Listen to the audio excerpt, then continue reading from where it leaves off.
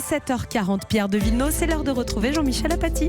Et voilà une conférence de presse pour sortir de la crise. Référendum d'initiative citoyenne, pouvoir d'achat, retraite. Que faut-il attendre de cette intervention, mon Dieu? Vous avez déjà tout dit, Pierre. Après l'allocation annulée le jour de l'incendie de Notre-Dame, le chef de l'État a-t-il revu sa copie, Jean-Michel? Je ne sais pas s'il a revu, mais vous posiez la question là, juste avant.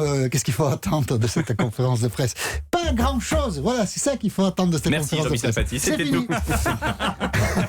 Alors bien sûr, il va faire des annonces. Celles qu'il a déjà faites, qu'on n'a pas entendues, il va en rajouter d'autres, je ne sais pas. Celles qui ont fuité. Bien sûr, il va faire des annonces, il y aura des mesures. Certaines seront intéressantes, utiles ou bienvenues, parce qu'il faut tenir compte de ce qui s'est dit lors du grand débat. Il faut sortir de la crise des Gilets jaunes. Mais il n'y aura pas d'annonce mirifique, parce que ça n'est pas possible pour deux raisons. D'abord parce qu'Emmanuel Macron ne peut pas changer du tout au tout la politique qu'il mène depuis 2 ans.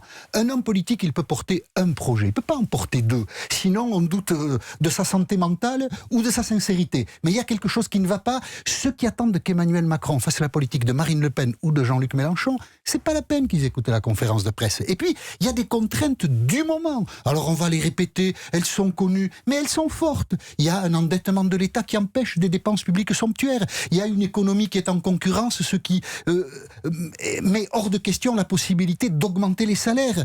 A contrario, il y a des dépenses nouvelles qui s'annoncent et importantes. Le vieillissement de la population, la transition énergétique, ce qui fait qu'on ne peut pas beaucoup baisser les impôts. C'est pas possible. Mais on ne peut pas les augmenter non plus, parce qu'ils sont déjà très hauts. Et Emmanuel Macron, il doit faire avec tout ça. Il ne peut pas baisser les impôts, il ne peut pas les augmenter. Qu'est-ce qu'il peut faire? On peut se le demander. Il y aura demain, ça c'est sûr, plus de gens déçus que de gens satisfaits. Dès ce soir.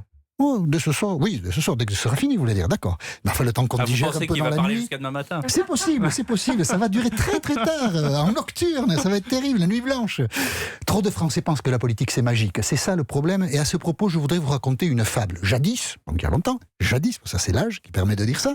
Allez, ça va. Un homme avait conçu un projet, il voulait devenir président de la République. Et il a dit aux Français, je vais changer la vie. Et cet homme est devenu président de la République et la vie, elle n'a pas changé. Et moi, je pense qu'il y a encore des gens qui n'ont pas tiré toutes les leçons de cette fable.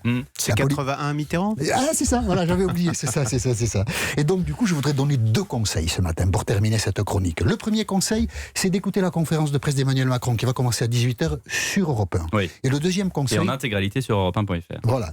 Et le deuxième conseil, c'est de l'écouter les yeux ouverts.